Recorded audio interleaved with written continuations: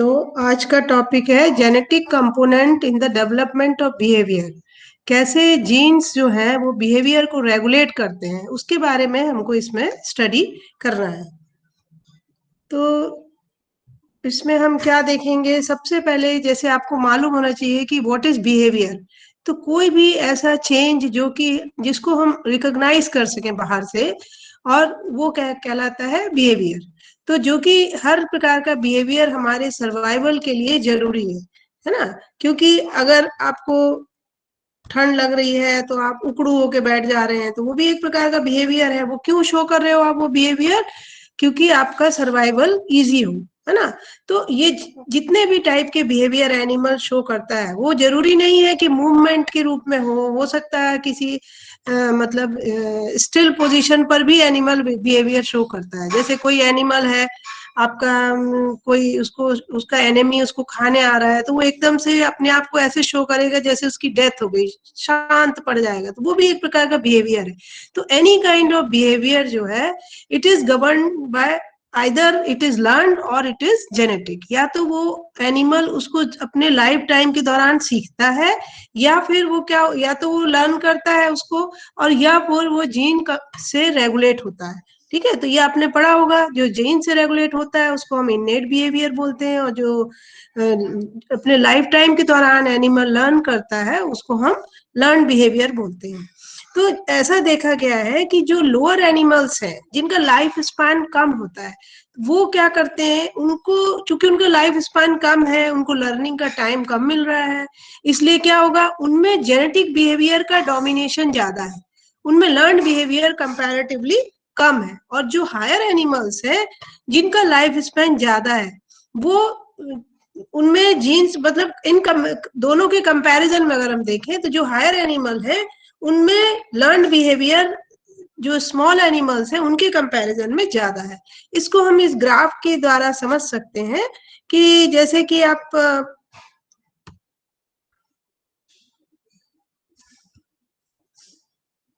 इसमें आप देखिए, ये जो ग्राफ है ये एक्स एक्सिस पे हमने लिया है कंट्रीब्यूशन ऑफ द बिहेवियर, कि जेनेटिक बिहेवियर का कंट्रीब्यूशन लाइफ में ज्यादा है कि लर्न बिहेवियर का ज्यादा है।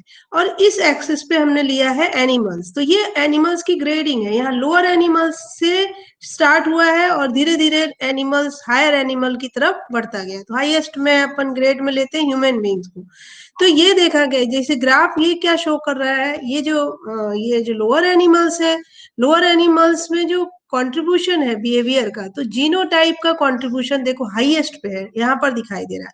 और जैसे जैसे ये एनिमल्स का जो कॉम्प्लेक्सिटी बढ़ते जा रही है, वैसे वैसे जीन्स का बिहेवियर का जो रेगुलेशन है, कंट्रीब्यूशन है, वो कंपैरेटिवली धीरे धीरे कम होता चला जा रहा है। इसी तरह से जो लर्न बिहेवियर का, ये लर्न बिहेवियर का कंट्रीब्यूशन दिखा रहा है, मतलब एक्सपीरियंस जो एनिमल अपने लाइफ के दौरान एक्सपीरियंस करता है, उससे जो सीखता है, उसका जो बहुत छोटे एनिमल है, लोअर एनिमल्स है जिनका लाइफ स्पैन कम है, तो उनको एक्सपीरियंस करने का समय ही नहीं मिल पाता।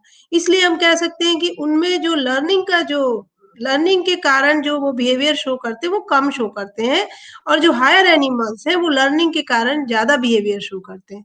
इसी तरह से जो जेनेटिक बिहेवियर है, वो जो लोअर एनिमल्स जो है वो ज्यादा शो करते हैं, और जो क्या कहते हैं हायर एनिमल्स है वो कम शो करते हैं। इसका मतलब ये नहीं है कि ये जेनेटिक बिहेवियर शो ही नहीं करते या ये लर्न बिहेवियर शो ही नहीं करते, बट दोनों को अगर हम कंपेयर करें, लोअर एनिमल्स और हायर एनिमल्स को अगर हम कंपेयर करें, तो जो लोअर एनिमल्स है उनमें जो जेनेटिक बिहेवियर का कंट्रीब्यूशन उनकी लाइफ में ज्यादा है, और लर्न बिहेवियर का कंट्रीब्यूशन कम है। और जो हायर एनिमल जैसे हम लोग हैं, हम लोग को भी सोचो, हमारे में जेनेटिक का बिहेवियर हम कम शो करते हैं, जो हम लाइफ टाइम के दौरान जेनेटिक बिहेवियर आता है अंदर, इंटेलिजेंस है, ये सब चीजें आती हैं, बट हम वो कम शो होती है, जो कि हम जीवन में सीखते हैं, लाइफ टाइम सीखते हैं, वो बिहेवियर हम ज्यादा शो करते हैं। तो ये जो मतलब कंट्रीब्यूशन है जेनेटिक एंड लर्न बिहेवियर का in different types of animal, जैसे जैसे कॉम्प्लेक्सिटी एनिमल की बढ़ रही है, वैसे वैसे उनमें लर्न बिहेवियर का कंट्रीब्यूशन बढ़ रहा है और जेनेटिक बिहेवियर का कंट्रीब्यूशन कम हो रहा है। तो इसको हम इस ग्राफ के द्वारा समझ सकते हैं। अब हमको बोलते हैं हम कि बिहेवियर जीन्स जो है वो बिहेवियर को रेगुलेट करते हैं। ठीक है। तो ये जीन्स कैसे रेगुलेट करते हैं बिहेवियर को? क्योंकि हम सबको मालूम है कि कोई भी हमारे बॉडी में जो बिहेवियर होता है वो कैसे रेगुलेट होता है, नर्वस सिस्टम से होता है या तो, या एंडोक्राइन सिस्टम से होता है ना, या फिर मसल्स के द्वारा रेगुलेट होता है। कुछ ना कुछ एक्टिविटी होती है जो हमारे बिहेवियर को रेगुलेट करती है, ठीक है। तो जो हार्मोन्स एंडोक्राइन से हो रहा है तो उसमें क्या है, हार्मोन्स का रोल है। और हार्मोन्स क्या है, प्रोटीन्स है। उनका फॉर्मेशन किससे होता है, जीन से। One gene one enzyme hypothesis पढ़ी होगी आप लोगों ने। तो हर जीन एक एंजाइम या हार्मोन, हार्मोन भी प्रोटीन है, एंजाइम भी प्रोटीन है, और प्रोटीन तो प्रोटीन है ही। तो हर एक जीन एक एंजाइम या हार्मोन या प्रोटीन को प्रोड्यूस करता है, और वो हमारे डिफरेंट एक्टिविटीज को रेगुलेट करते हैं। तो हमारे जो इनके कारण ही, हार्मोन्स के कारण ही हमारे जो रिसेप्टर्स की सेंसिटिविटी चेंज होती है। हमारा जो सेंट्रल नर्वस सिस्टम है, हमें कोई स्टिमुलस मिलता है तो तुरंत वो कहाँ जाता है, ब्रेन में जाता है, ब्रेन कमांड देता है, तो वो एनिमल बिहेवियर शो करता है। तो कोई भी और मॉर्फोलॉजिकल फिजियोलॉजिकल करेक्टरिस्टिक चेंज होती है, वो बिहेवियर अलग अलग प्रकार, जीन्स जो है जैसे हार्मोन्स को प्रोडक्शन को रेगुलेट कर रहे हैं, तो उनकी आपकी मॉर्फोलॉजी भी चेंज होगी, फिजियोलॉजिकल करेक्टरिस्टिक भी चेंज होगी उससे। तो ये आप इसके द्वारा आप देख सकते हो ये डायग्राम में। जैसे फॉर एग्जांपल जीन है कोई, है ना, जैसे आपको मालूम है जीन कैसे बिहेवियर को रेगुलेट कर रहा है। तो जीन जो है production and activities of enzymes, जितने भी हमारे बॉडी में एक्टिविटी होती है कोई भी, तो सारी की सारी आपको जैसे के लिए इंटरनल जो एक्टिविटीज होंगी, सब में एंजाइम्स की जरूरत होती है, इसी में हार्मोन्स की जरूरत होती है, तो अलग अलग एक्टिविटी होती है। तो ये जो regulate gene one enzyme one hypothesis, gene hypothesis हमने आपको जो बताई, उसके बेसिस पर देखें ये जीन जो है ये एक पर्टिकुलर एंजाइम को प्रोड्यूस कर रहा है, वो पर्टिकुलर एंजाइम एक पर्टिकुलर रिएक्शन को रेगुलेट कर रहा है। उस रिएक्शन जो है वो रिएक्शन आपके अंदर कोई एक्टिविटी कर रहा है, या तो नर्वस एक्टिविटी करेगा, या मस्कुलर, या एंडोक्राइन, और जो वो एक्टिविटी से आपके अंदर उससे रिलेटेड बिहेवियर रेगुलेट होगा। तो इस तरह से हम कह सकते हैं कि कैसे जीन एक बिहेवियर को रेगुलेट करता है। तो अब आपको अगर जीन्स बिहेवियर को रेगुलेट कर रहे हैं, इसके लिए स्टडी करना चाहते हैं कोई भी, यानी कोई भी इथोलॉजिकल, मतलब जो बिहेवियरल स्टडी करने के लिए हम कब कर सकते हैं, हम ऐसे एनिमल के ऊपर एक्सपेरिमेंट कर सकते हैं जो कि जिनको आसानी से लैब में रखा जा सके। आप कैसे पता करोगे कि कौन सा जीन किस बिहेवियर को रेगुलेट कर रहा है? हमको ये पता करना है यहाँ पर कि कैसे जीन बिहेवियर को रेगुलेट करता है, ये तो हमने आपको इस फ्लो चार्ट से बता दिया, ठीक है। लेकिन क्या कहते हैं, वो बिहेवियर को रेगुलेट कर रहा है कि नहीं कर रहा है, कौन सा पर्टिकुलर जीन किस बिहेवियर को रेगुलेट कर रहा है, ये देखने के लिए लेबोरेटरी में कई सारे एक्सपेरिमेंट, इथोलॉजिकल एक्सपेरिमेंट्स किए जाते हैं, जिसको हम बिहेवियरल जेनेटिक्स बोलते हैं। तो वो एक्सपेरिमेंट किसके ऊपर कर सकते हैं, हम हर एनिमल पे नहीं कर सकते, केवल हम उसके लिए कुछ एनिमल्स हैं जिनको हम सिलेक्ट कर सकें आसानी से, क्रॉसिंग ओवर एक्सपेरिमेंट करने होंगे, जिससे आप पता लगेगा कि इनको क्रॉस करने से हाइब्रिड कैसा बन रहा है, इसको क्रॉस करने से हाइब्रिड कैसा बन रहा है, F1 जनरेशन में, F2 जनरेशन में। तो जब आपको ये पता चलेगा, तो इसको करने के लिए क्या है, आपको ऐसे एनिमल चाहिए जो जिनमें आसानी से क्रॉसिंग ओवर एक्सपेरिमेंट हो, जिनको लेबोरेटरी में रखा जा सके। ऐसा नहीं कि कोई बड़े बड़े एनिमल ले आए और हम उनको लैब में रख भी नहीं सकते, तो उनपे हम कैसे एक्सपेरिमेंट करेंगे, है ना। और जिन पे एक्सपेरिमेंट कर रहे हैं उनकी जो रिप्रोडक्शन साइकिल है वो छोटी होनी चाहिए, जैसे एनुअली प्रोड्यूस करें वो, तब जल्दी जल्दी हमको रिजल्ट्स मिलेंगे। एक बार प्रोड्यूस करेंगे, जो ऑफस्प्रिंग मिले, फिर वो बड़े हुए, फिर हमने उनको क्रॉस कराया, फिर नेक्स्ट जनरेशन मिली। तो अगर इनकी लाइफ साइकिल लंबी लंबी होगी तो फिर ये एक्सपेरिमेंट करना डिफिकल्ट होगा, ठीक है। और दूसरी बात है कि ये जो स्पीशीज हैं जिन पे आप इथोलॉजिकल एक्सपेरिमेंट्स कर रहे हो या बिहेवियरल जेनेटिक्स को स्टडी कर रहे हो, उनमें ऐसे रिकॉग्नाइजेबल और मेजरेबल चेंजेस हमको दिखाई देने चाहिए। उनकी बिहेवियर ऐसा नहीं कि हमको समझ ही नहीं आ रहा कि बिहेवियर में चेंज हुआ है कि नहीं, एकदम जो जिन बिहेवियर को हम स्टडी कर रहे हैं उनके अंदर वो इजीली रिकॉग्नाइजेबल होने चाहिए, और आसानी से हम उसको मेजर कर सकें डिफरेंस को, कि जो F1 हाइब्रिड मिला उसमें क्या डिफरेंस था, F2 में जो मिले एनिमल उनमें क्या है, तो इजीली हमको वो कर सके। और नेक्स्ट इसका इम्पोर्टेंट करेक्टर है कि जो रिजल्टिंग हाइब्रिड मिलता है F1 जनरेशन में वो फर्टाइल होना चाहिए। जैसे आपने लास्ट टाइम रिप्रोडक्टिव आइसोलेशन पढ़ा था, तो उसमें आपने क्या पढ़ा था, कभी कभी क्या होता है कि दो एनिमल रिप्रोड्यूस तो करते हैं, ऑफस्प्रिंग भी प्रोड्यूस करते हैं, बट उनका ऑफस्प्रिंग फर्टाइल नहीं होता। जिसका आपने एग्जांपल म्यूल, जिसका एग्जांपल था म्यूल, डोंकी एंड क्या कहते हैं आपका हॉर्स का जो फर्टिलाइजेशन होता है, तो उससे जो एनिमल प्रोड्यूस हुआ म्यूल हुआ, बट वो फर्टाइल नहीं है। तो अगर जो एनिमल आप एक्सपेरिमेंट के लिए रखे हो और वो F1 जनरेशन में तो प्रोड्यूस हो गया, लेकिन वो आगे नेक्स्ट जनरेशन प्रोड्यूस नहीं कर पा रहा, तो अगर वो नेक्स्ट जनरेशन प्रोड्यूस नहीं कर पा रहा तो आप इस टाइप के एक्सपेरिमेंट्स को फिर कंटिन्यू नहीं कर पाओगे। ठीक है, अब हम देखते हैं कि एक सिंगल जीन कैसे बिहेवियर को रेगुलेट करता है। तो जो बिहेवियर एक सिंगल जीन से रेगुलेट होता है वो सिंगल जीन इनहेरिटेंस कहलाता है ना। अब जब एक से अधिक जीन्स मिलके एक बिहेवियर को रेगुलेट करते हैं तो वो पॉलीजेनिक इनहेरिटेंस कहलाता है। पॉली मीन्स मल्टीपल और जेनिक मीन्स जीन्स, तो मल्टीपल जीन जब रेगुलेट करते हैं तो वो पॉलीजेनिक कहलाता है, और जब सिंगल जीन रेगुलेट करते हैं तो उसको हम सिंगल जीन इनहेरिटेंस कहते हैं। अब इसका एग्जाम्पल आप देखेंगे तो आपको क्लियर होगा कि कैसे जीन एक सिंगल जीन एक बिहेवियर को रेगुलेट करता है। ये एग्जाम्पल है हनी बी का एग्जाम्पल है। इसमें ये हनी बी है, एक हनी बी है नॉन हाइजीनिक हनी बी और दूसरी है हाइजीनिक हनी बी। क्यों हम इनको नॉन हाइजीनिक बोल रहे हैं, ये जो इसमें क्या होता है, कभी कभी कोई बैक्टीरियल डिजीज हो जाती है अगर इनमें, तो हनी बीज किस में रहती हैं, उनका कोम्ब में रहती है, उनके वो जो होता है उनका जो कोम्ब होता है इस प्रकार से।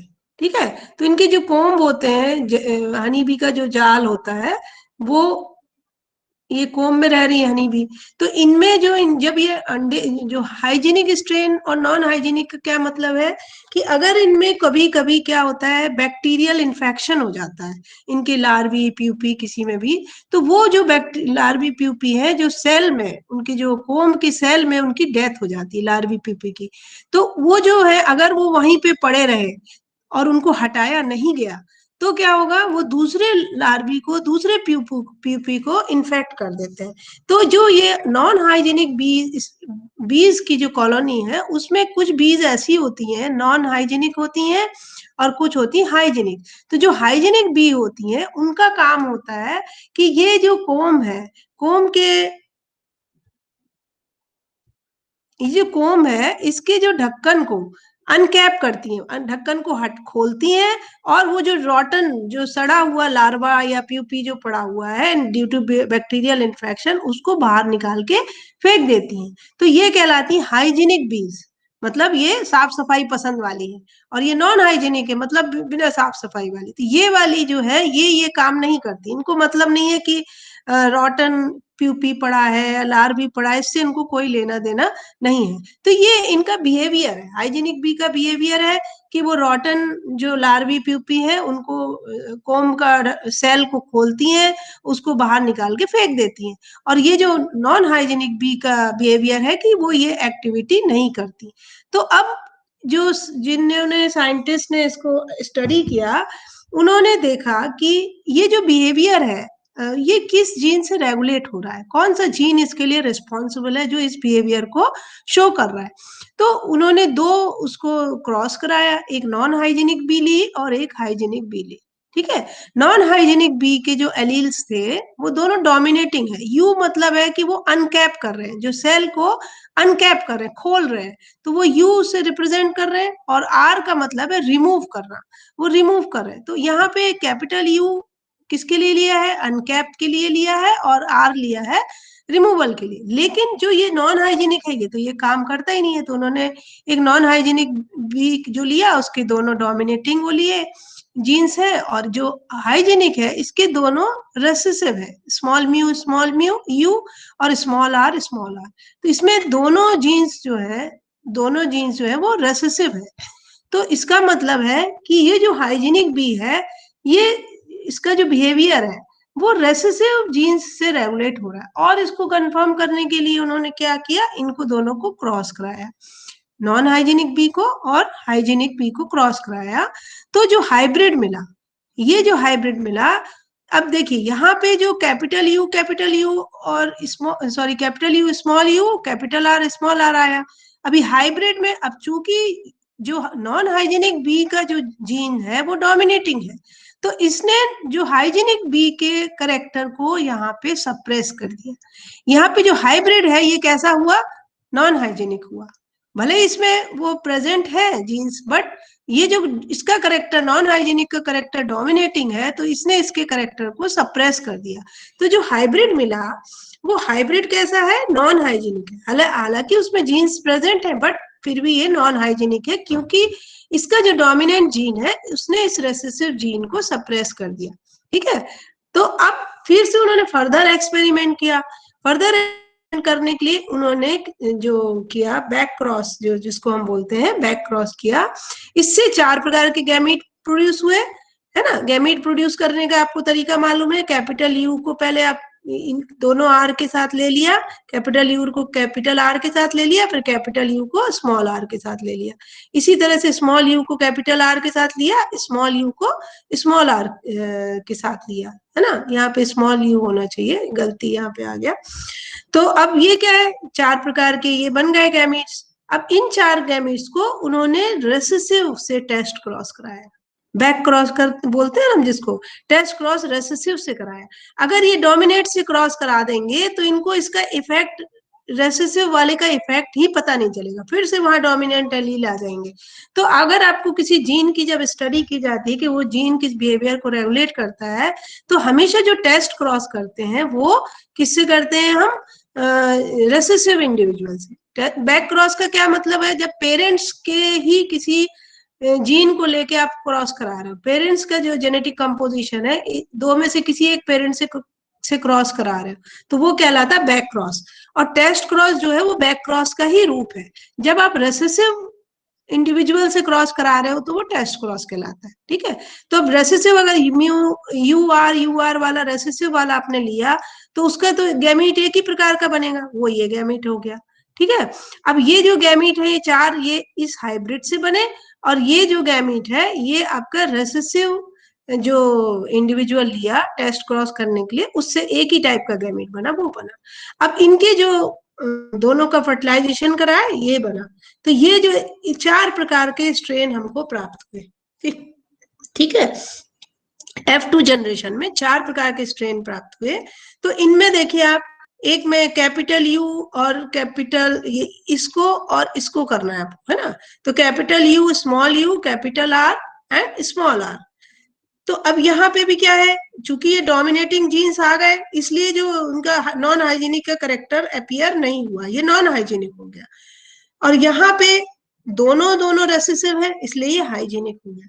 अब यहाँ पे देखें आप, यहाँ पे कैपिटल यू है, तो इसने स्मॉल यू के करेक्टर को इनहिबिट कर दिया, लेकिन जो आर वाला जीन है वो दोनों स्मॉल आ गया।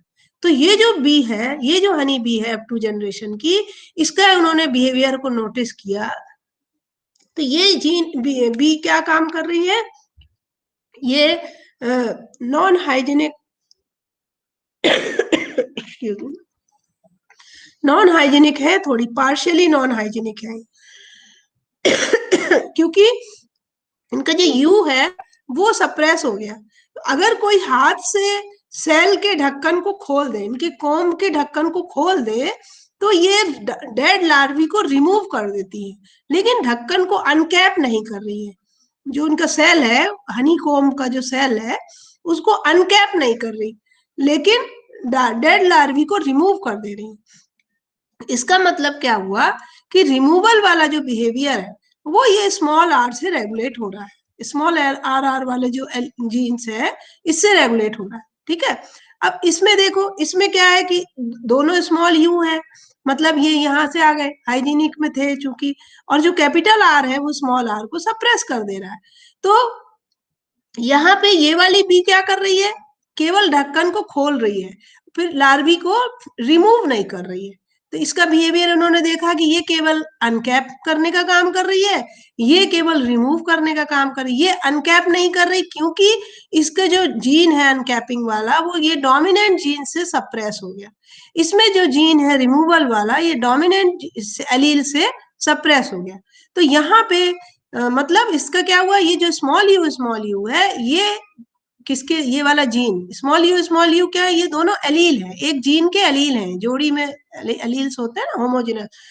तो ये जो एलील्स हैं, ये जो जीन है स्मॉल यू ये रिस्पॉन्सिबल है अनकैपिंग ऑफ द सेल के लिए, और ये जो कैपिटल स्मॉल आर है ये रिस्पॉन्सिबल है removal of the dead larvae के लिए। ठीक है, अब यहाँ पे आ गए हम, टोटल दोनों स्मॉल यू है और दोनों स्मॉल आर है, और ये वाली जो है ये कंप्लीटली हाइजीनिक भी है, ये अनकैप भी कर रही है और रिमूव भी कर रही है। तो ये एक्सपेरिमेंट से हमको ये क्लियर हो गया कि एक कौन सा पर्टिकुलर जीन किस बिहेवियर को रेगुलेट कर रहा है। तो यहाँ पे अनकैपिंग का बिहेवियर जो है वो ये स्मॉल यू वाला जीन रेगुलेट कर रहा है, रिमूवल का बिहेवियर को कौन रेगुलेट कर रहा है, स्मॉल आर वाला।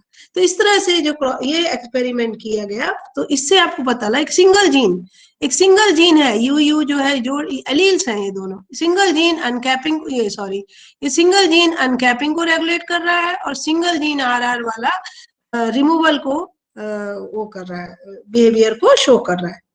इसी तरह से और भी कई सारे एक्सपेरिमेंट हैं, एग्जाम्पल है जैसे एक लार्वी है जिसको हम निमेटोड है, ये एक प्रकार का निमेटोड है रेप्टाइटिस इनरिम्स, ये थ्रेड वर्म है। तो इसमें एक देखो स्ट्रेट है और एक जो है ऐसे अंड्यूलेटिंग मूवमेंट कर रहा है, मतलब ये अंड्यूलेटिंग मूवमेंट करता है। तो इन दोनों को जब क्रॉस कराया गया तो इनसे जो लार्वी मिला, हाइब्रिड मिला, उसमें एक कैपिटल यू है और एक स्मॉल यू है। तो एक लार्वी इन्होंने लिया, मेल को ले लिया जिसमें अंड्यूलेटिंग मूवमेंट वाला, और ये फीमेल ले लिया विदाउट अंड्यूलेटिंग मूवमेंट वाला, इनको क्रॉस कराया तो हाइब्रिड मिला। अब जब हाइब्रिड था वो अंड्यूलेटिंग मूवमेंट शो कर रहा था क्योंकि वो ये यू है इससे सप्रेस हो गया। अब इसको इन्होंने जब टेस्ट क्रॉस कराया तो इनको टेस्ट क्रॉस रेसेसिव फीमेल से कराया हाइब्रिड का, तो इससे दो गैमीट्स बने, ये और इससे एक ही प्रकार का गैमीट बना। तो इसको जब ये बन गया आपका, ये मिला आपको एक F2 जनरेशन में एक ये एनिमल मिला, ये एक ये एनिमल मिला। तो इसमें क्या हुआ, ये कैसा है, ये अंड्यूलेटिंग मूवमेंट शो नहीं कर रहा, ये अंड्यूलेटिंग कर रहा है। इसका मतलब है कि हमने जो इनिशियली लिया था वो जो अंड्यूलेटिंग मूवमेंट वाला दो ये लिए, तो यहाँ पे हमको इससे क्लियर हो रहा है कि जो कैपिटल यू है ये इसको इफेक्ट को सप्रेस कर रहा है और डोमिनेटिंग नेचर का है, और वही अंडुलेटिंग मूवमेंट को रेगुलेट कर रहा है। और बहुत से एग्जाम्पल है, एप्लाइसिया का एग्जाम्पल है। एप्लाइसिया में क्या देखा गया कि इसमें ये एप्लाइसिया है, इसमें क्रॉस फर्टिलाइजेशन होता है, और जब ये फर्टिलाइजेशन के बाद अंडे देते हैं तो एक डेफिनेट स्टीरियोटाइप पैटर्न में, एक डेफिनेट पैटर्न में अंडे देते हैं। कैसे करते हैं, अंडे जो देते हैं वो एक लंबी चेन के रूप में होते हैं, सब चेन से बंधे हुए, कई सारे मिलियंस ऑफ एग्स देते हैं जो एक चेन में एक साथ एक दूसरे से बंधे हुए रहते हैं। तो अंडे देने के बाद दे दिए उन्होंने अंडे चेन के रूप में, उसके बाद वो उनको खा लेता है, मुंह में खा लेता है वापस, है, और उनको गोल गोल करके म्यूसिलेजिनस सब्सटेंस से चिपका के इरेगुलर मास में कन्वर्ट कर देता है उस चेन को, पूरे अंडे की जो चेन पूरी खा लिया, मुंह में ले लिया, उसको एक म्यूसिलेजिनस सब्सटेंस से कोट करके अपना एक बना देता, कोट कर देता है म्यूकॉइड सब्सटेंस से उस चेन को, और इरेगुलर मास बना देता है। और उसके बाद वो उसको मुंह से फोर्सफुली इजेक्ट करता है, फेंकता है, और किसी सॉलिड सपोर्ट पे चिपका देता है अंडों को।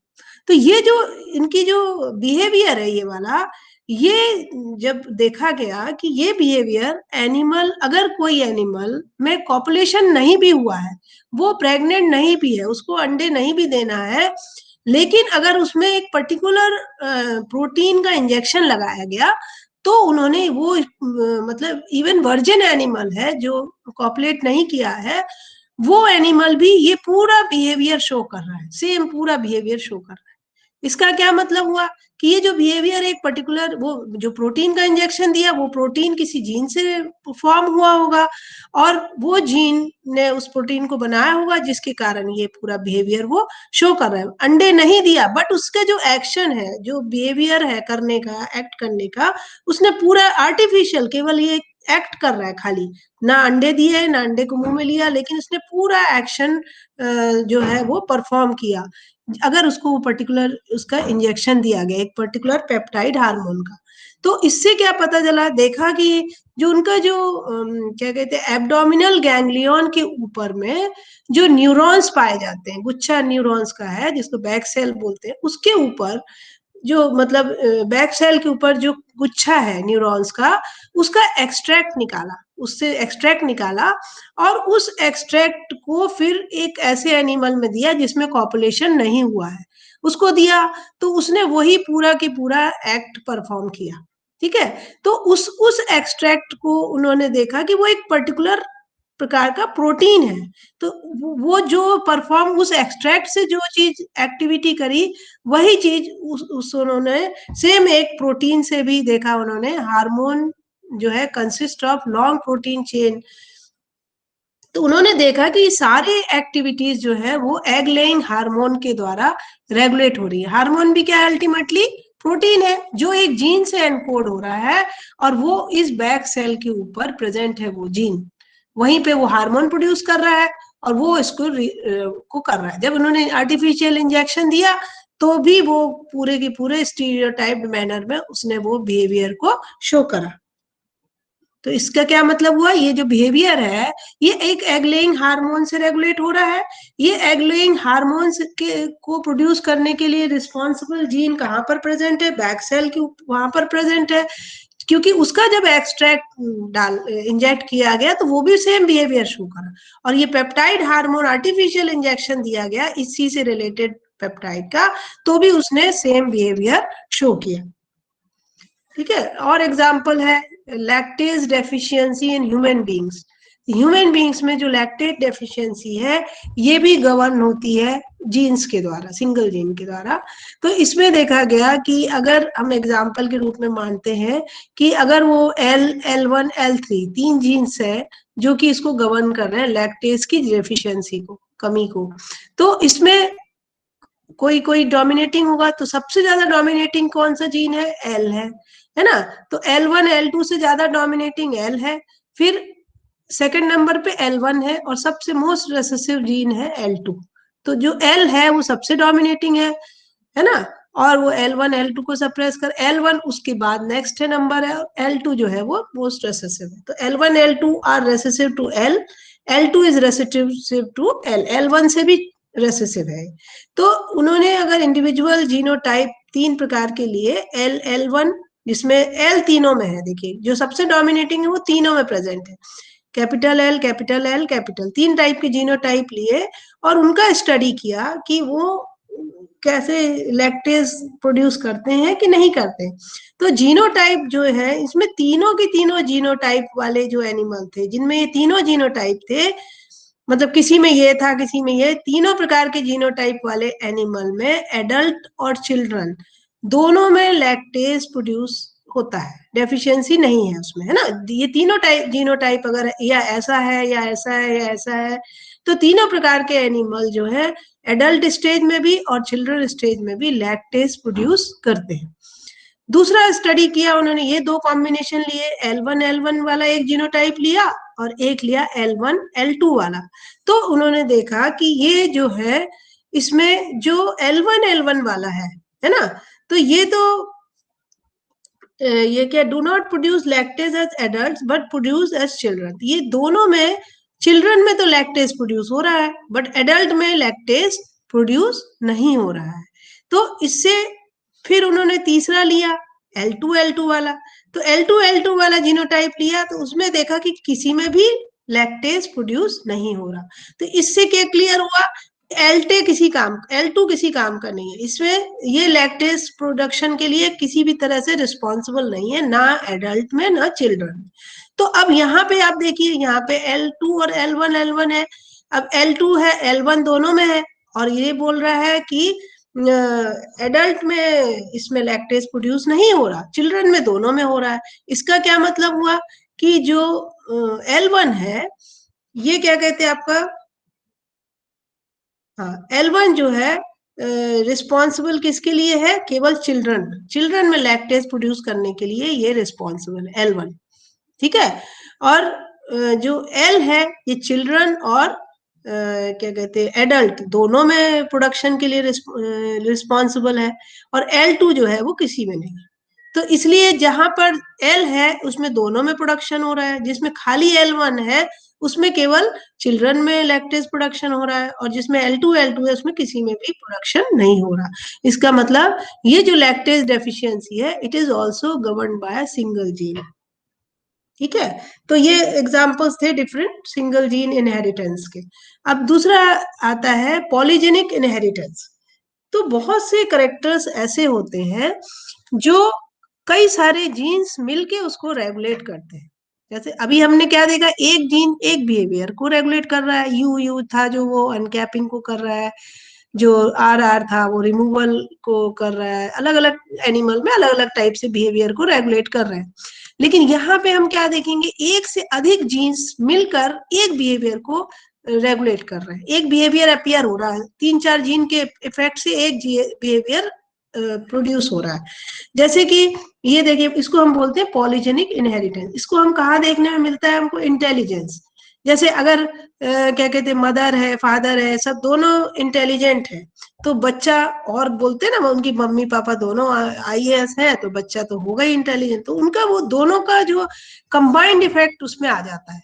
तो जब इस ये टाइप के ट्रेड को हम क्वांटिटेटिव इनहेरिटेंस भी बोलते हैं। ये इसको मतलब क्वांटिटी में जितना ज्यादा डोमिनेटिंग जीन आपको मिलेंगे दोनों पेरेंट से, उतना ज्यादा वो जो करेक्टर है वो उभर के आएगा, उतना ज्यादा वो उसका इंटेलिजेंस बढ़ेगा, उसका हाइट वेट स्किन कलर ये सब जो है ये दोनों का क्वांटिटेटिव इफेक्ट डालते हैं। तो एक से अधिक जीन जब एक सिंगल ट्रेट को रेगुलेट करते हैं उसको हम बोलते हैं पॉलीजेनिक इनहेरिटेंस। इसका एग्जांपल है intelligence, height weight skin colour, ये सब एक एग्जांपल से हम आपको समझाएंगे। तो ये इसके पॉलीजेनिक इनहेरिटेंस को कोलरेंटर जो इनके फादर ऑफ पॉलीजेनिक इनहेरिटेंस कहलाते हैं। इन्होंने देखा कि व्हेन अ सिंगल कैरेक्टरिस्टिक एक trait is controlled by many sets of gene, जैसे हमने आपको बताया ह्यूमन बींग्स में इसका एग्जाम्पल देखा। ह्यूमन बींग्स में देखे most traits that have anything to do with size shape colour, हमारे में साइज शेप कलर से रिलेटेड अगर कोई ट्रेट करेक्टर है, एनिमल का स्ट्रक्चर है, तो वो कई सारे जीन्स से, मल्टीपल जीन्स से रेगुलेट होता है, ठीक है। तो इसमें इन्होंने, और ये जो मल्टीपल जीन से रेगुलेटेड होता है ये किसके ऊपर डिपेंड करता है कि पेरेंट का कंट्रीब्यूशन। जैसे सपोज ये ट्राई हाइब्रिड ले लिया, तीन सेट ऑफ जीन्स लिया उन्होंने, एक इधर लिया इधर लिया, तो जो पेरेंट का कंट्रीब्यूशन है, अगर उसमें जो बच्चे जो भी जनरेशन पैदा हुई उसमें कितने डोमिनेटिंग जीन है उसके बेसिस पर उसमें वो ट्रेट उभरेगा। अगर मदर फादर से मिला के उसने कितने चार डोमिनेटिंग जीन लिए हैं कि तीन डोमिनेटिंग जीन लिए हैं कि दो जीन डोमिनेटिंग जीन लिए हैं कि एक डोमिनेटिंग जीन लिया है, उसके बेसिस पर उनका जो ट्रेट है करेक्टर है, जैसे कलर है फॉर एग्जांपल, चार लिए हैं तो जैसे गोरा पेरेंट कुछ काला है तो चार लिए हैं कि तो उससे ज्यादा काला होगा, उस तीन है तो थोड़ा कम काला होगा, दो है तो थोड़ा सा गोरा होगा, एक है तो और बहुत गोरा होगा। मतलब ये डिपेंड, कोई भी करेक्टर हो चाहे हाइट हो चाहे किसी के लिए भी आप ले लो, तो डोमिनेटिंग जीन कितने उसने लिए हैं उसके बेसिस पे वो जो कलर उभरेगा, मतलब जो ट्रेट है वो उभर के आएगा। तो ये जैसे हमने आपको बताया कि एक क्वांटिटेटिव इनहेरिटेंस इसीलिए हम इसको बोलते हैं क्योंकि ये मतलब on the basis of dominant gene, presence of dominant gene जो है ये इसकी क्वांटिटी जो ट्रेट की है वो उभरती जाती है ना, उसको हम एग्जाम्पल के रूप में देख सकते हैं यहाँ पर। ये एक स्किन कलर ऑफ मैन का एग्जाम्पल है, यहाँ पर देखा गया है कि थ्री जीन्स हैं जो कि मिलेनिन के प्रोडक्शन को रेगुलेट करते हैं, है ना। तो वो यहाँ पे हमने कन्वीनियंस के लिए टू सेट्स ऑफ जीन लिए, तीन नहीं लिए, ठीक है। जैसे ये नीग्रो फीमेल है, पेरेंट है, ये पेरेंट्स है दोनों, नीग्रो मदर है और एल्बिनो फादर है, जो बहुत, एल्बिनो मतलब विदाउट मेलेनिन, उनमें मेलेनिन पाया ही नहीं जा रहा, जो एकदम बहुत गोरे लोग कभी कभी हमको दिखते हैं ना एकदम एल्बिनो, जिनको हम बोलते हैं बुरी बुरी आंख रहेगी, वो एल्बिनो है।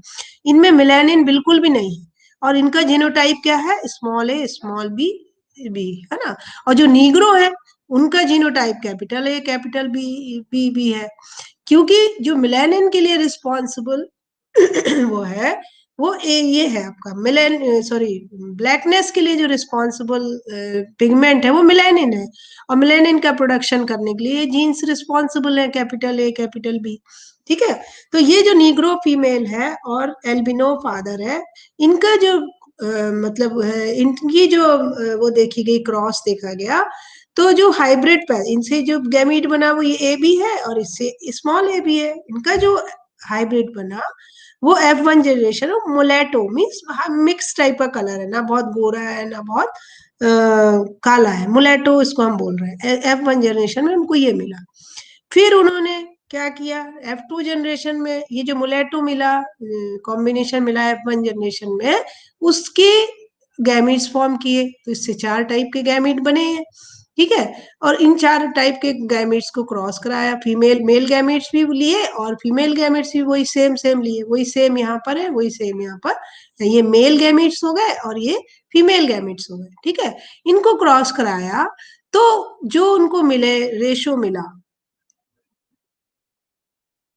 16, टोटल 16 मिले ना, उसमें जो रेशो मिला, ये देखिए, ये डिपेंड किसके ऊपर करा, कि नंबर ऑफ डोमिनेटिंग जीन्स, इसमें क्या होगा, ये और ये आएगा, तो ए बी भी आ गया इसमें, ये और ये आया, तो दो, तीन कैपिटल, तीन मतलब कैपिटल दिख रहे हैं आपको, एक स्मॉल, तो डोमिनेटिंग जीन 3 है इसमें, इसमें भी 3 है। तो उन्हें ये जब कॉम्बिनेशन बना लिया इन्होंने चेकर बोर्ड, उसके बाद देखा कि जिसमें भी 4 है, 4 मतलब डोमिनेटिंग, 4 और डोमिनेटिंग जीन है, वो जो था वो कैसे, जो मतलब जो नीग्रो था, जो एकदम प्योर नीग्रो ही पैदा हुआ, उसमें चारों डोमिनेटिंग जीन है, और जो एल्बिनो पैदा हुआ उसमें चारों रेसेसिव जीन है। ये, तो ये नीग्रो है, इसमें चारों डोमिनेटिंग जीन आ गए, और इसमें चारों रेसेसिव जीन आ गए, एल्बिनो। अब बीच वाली कंडीशन डिपेंड करती है on the basis of number of dominating genes. तो यहाँ पर आप देखिए 3 डोमिनेटिंग जीन, जहां जहां पर भी 3 है, चाहे वो ए हो चाहे बी हो, यहाँ भी 3 है, या ए बी भी 3 है, यहाँ भी 3 है डोमिनेटिंग जीन, यहाँ भी 3 डोमिनेटिंग जीन है, यहाँ 3 डोमिनेटिंग जीन है, तो ये 4 जगह 3 डोमिनेटिंग जीन प्रेजेंट है। तो ये क्या हुआ, नेक्स्ट आ गया, ये डार्क होगा, इसमें इसमें सबसे ज्यादा मिलेनिन है, इसमें थोड़ा सा कम मिलेनिन है, मिलेनिन है काफी है, इससे कम है। ठीक है, ये हो गए। अब उसके बाद नेक्स्ट आता है मुलेटो हाइब्रिड, मतलब इंटरमीडिएट स्टेज आ गई, तो इसमें दो दो डोमिनेटिंग जीन्स है, कोई भी हो, चाहे ए हो चाहे बी हो, बट 2 है, इसमें भी 2 है, इसमें भी 2 है, जिसमें भी दो दो थे, मतलब जितने मुलेटो थे उनका जीनोटाइप जब स्टडी किया तो सब में 2 डोमिनेटिंग जीन्स प्रेजेंट थे, तो इनकी संख्या सबसे ज्यादा है, ये 6 नंबर में आ गए। फिर इसी तरह से जिनमें एक एक डोमिनेटिंग जीन, मतलब जैसे जैसे डोमिनेटिंग जीन कम हो रहा है, मिलेनिन का मात्रा कम होती जा रही है, और मिलेनिन की मात्रा कम होती जा रही है, तो पर्सन जो है फेयरनेस की तरफ बढ़ते जा रहा है ना।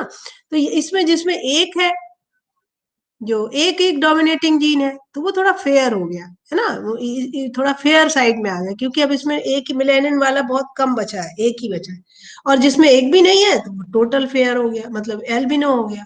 तो इस तरह से ये देखा इसको, यहाँ पे क्या देखा, ये जो है सपोज मुलेटो है, तो मुलेटो कई सारे जीन से रेगुलेट हो रहा है ना, इस यहाँ पे जो बिहेवियर है या जो इनका ट्रेट है, करेक्टर है, वो एक से अधिक जीन से रेगुलेट हो रहा है, उनका क्वांटिटेटिव इफेक्ट आ रहा है, क्वांटिटेटिव मतलब सबको ऐड होता जा रहा है, जितना ज्यादा जीन डोमिनेटिंग ऐड होता जाएगा उतना ज्यादा इसका इफेक्ट बढ़ते चला जाएगा यहाँ पे, है ना। तो क्वांटिटेटिव इफेक्ट आ रहा है, तो यहाँ पे हम देख रहे हैं कि ये जो रेशो मिला, number of dominant alleles albino में 1 है, इसमें फेयर में 4 है, नहीं पेयर में 4 नहीं, टोटल रेशो हमको कितना मिला है, 1:4:6:4:1 मिला, है ना।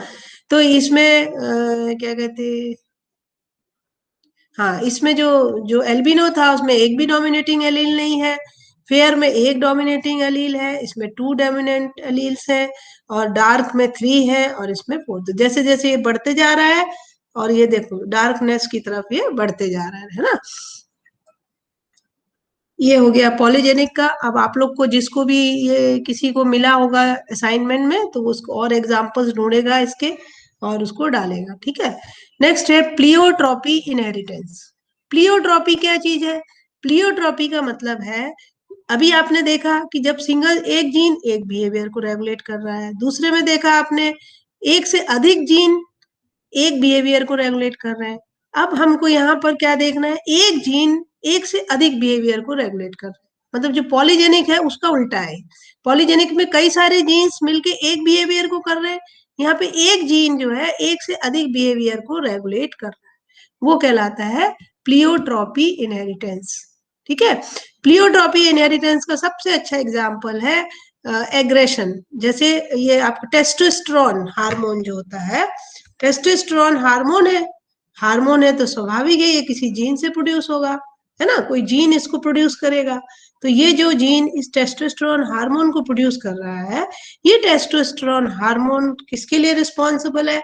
एक तो आपका सेकेंडरी सेक्सुअल करेक्टर्स के लिए रिस्पॉन्सिबल है, जो मेल करेक्टर्स डेवलप होते हैं सेकेंडरी सेक्स करेक्टर्स उसके लिए, और दूसरा टेस्टोस्टेरोन जो है जिसमें ज्यादा टेस्टोस्टेरोन सिक्रीट होता है, वो एनिमल ज्यादा एग्रेसिव नेचर का होता है। तो एग्रेशन जो गुस्सा आना, ज्यादा मतलब एग्रेसिव नेचर को शो करना, ये किसका परिणाम है? टेस्टोस्टेरोन का। तो यहाँ देखिए टेस्टोस्टेरोन जो है एक हार्मोन है, एक ही सिंगल जीन से प्रोड्यूस हो रहा है, ये सिंगल जीन ये दो करेक्टर को रेगुलेट कर रहा है, दो बिहेवियर को, सेकेंडरी सेक्स करेक्टर को प्लस एग्रेसिव बिहेवियर रेगुलेट कर रहा है। तो इसको हम बोल सकते हैं प्लियोट्रॉपिक इनहेरिटेंस। और इसका एग्जाम्पल है ये प्लियोट्रॉपिक इनहेरिटेंस, ये हमको कई बार क्या होता है, जो नॉर्मल एलील्स है वो नॉर्मल अपना काम कर रहे हैं, अगर किसी कारणवश उसमें म्यूटेशन हो गया तो वो अलग अलग प्रकार के बिहेवियर शो करते हैं। फॉर एग्जाम्पल ये जो नॉर्मल अलील है, ये नॉर्मल अलील एक फिनाइल अलीन को बनाता है ना, ये फिनाइल अलीन अमाइनो एसिड को एनकोड करता है। अब इसको जो अमाइनो एसिड है, इसका जो हाइड्रोलिसिस होगा, मतलब ये सॉरी फिनाइलएलेनिन हाइड्रोक्सिलेज एंजाइम जो है, इसको मेटाबोलाइज करता है फिनाइलएलेनिन को, किसमें? टायरोसिन में, ठीक है। और ये नॉर्मल अपना रोल प्ले करता है, बट कभी कभी ये जो है इसका मेटाबोलाइजेशन नहीं हो पाता फिनाइलएलेनिन का। तो मेटाबोलाइजेशन नहीं होता टायरोसिन में, तो क्या होगा, ये एक्यूमुलेट होता चला जाएगा बॉडी में, और इसका जब एक्यूमुलेशन होगा तो it will cause mental retardation और deep pigmentation of skin, hair, eyes etcetera. तो ये है आपका कि ड्यू टू म्यूटेशन आपको, मतलब यही सेम एलील एक बार नॉर्मल बिहेवियर शो कर रहा है, बट अब अगर ये डिफेक्टिव हो गया तो वही जो है वो इस टाइप का एनिमल को बना देगा। तो ये वो थे आपके प्लियोट्रॉपी के एग्जाम्पल। आपको और सर्च करने हैं एग्जाम्पल प्लियोट्रॉपी के भी और पॉलीजेनिक इनहेरिटेंस के भी। सिंपल क्रॉसिंग ओवर एक्सपेरिमेंट्स भी किए गए जीन का इफेक्ट देखने के लिए। सिंपल क्रॉसिंग ओवर एक्सपेरिमेंट भी करके देखा गया कि कई बार आपने देखा हो, मेंडल के एक्सपेरिमेंट में भी देखा है आपने कि रेड और व्हाइट फ्लावर को क्रॉस किए तो पिंक कलर का फ्लावर प्रोड्यूस हो गया। तो अब कैसे जानोगे हाइब्रिड में किसमें किसका करेक्टर आ गया, है ना। तो ऐसे ही और भी एक्सपेरिमेंट किए गए देखने के लिए हाइब्रिड में कि कैसे जीन का इफेक्ट आता है। जैसे ये बर्ड्स है, ये है आपकी जीनस एगापोरिनिस बर्ड है, उसकी दो स्पीशीज है, ये अलग स्पीशीज है, ये अलग है। तो जब ये नेस्ट बनाना है तो नेस्टिंग मटेरियल को एक जगह से दूसरी जगह ले जाती है, तो ये अपनी पूंछ में नेस्टिंग मटेरियल को फंसा के एक स्थान से दूसरे स्थान ले जाती है। और ये वाली जो बर्ड है ये अपनी चोंच में नेस्टिंग मटेरियल को फंसा के एक जगह से दूसरी जगह ले जाती नेस्ट बनाने के लिए। लेकिन जब इन दोनों को क्रॉस कराया गया तो जो हाइब्रिड बर्ड मिली वो दोनों का इंटरमीडिएट बिहेवियर शो करती। कभी वो वो ले तो जाती है क्या कहते हैं चोंच में, लेकिन कभी कभी अपनी पूंछ में उसको फंसाने की कोशिश करती है। बार बार नेस्टिंग मटेरियल को पूंछ में फंसाने की कोशिश करती है। ले जाती बीक से है बट पूंछ में फंसाने, तो दोनों पेरेंट्स का इंटरमीडिएट बिहेवियर शो करने की कोशिश करती है। ऐसे ही और एग्जाम्पल देखा है इसमें, रिंग नेक्ड फीसेंट जो है क्रो है, तो इसको देखिए, ये जो ऊपर मुंह करके चिल्ला रहा है, ये नीचे मुंह करके चिल्ला रहा है, जो हाइब्रिड मतलब क्रो कर रहा है। और जो हाइब्रिड है ये ऊपर भी कर रहा है और नीचे भी मुंह करके, दोनों साइड से ये करता है, कभी ऊपर करता है कभी नीचे करता है। तो ये हाइब्रिड में इन्होंने देखा कि जीन का इफेक्ट देखने के लिए, जो हाइब्रिड में कैसे जीन का इफेक्ट हमको देखने को मिलता है, दोनों का मतलब कंबाइंड इफेक्ट आ जाता है उसमें। So we can understand the genes जो है, इससे हमको ये समझ में आ गया कि जितने भी हमारे अंदर बिहेवियर्स होते हैं, मोस्ट ऑफ द बिहेवियर जो जेनेटिक है, जो इन्नेट बिहेवियर्स है, वो किसी न किसी जीन के द्वारा, चाहे या तो सिंगल जीन से रेगुलेट होते हैं या मल्टीपल जीन से रेगुलेट होते हैं, या एक जीन एक से अधिक बिहेवियर को रेगुलेट करता है। हाँ जी, this is the reference animal behaviour by Reena Mathur. और स्लाइड शेयर से भी आप बहुत सारा कंटेंट मिलता है, आप लोग उससे भी देख सकते हैं। ठीक है।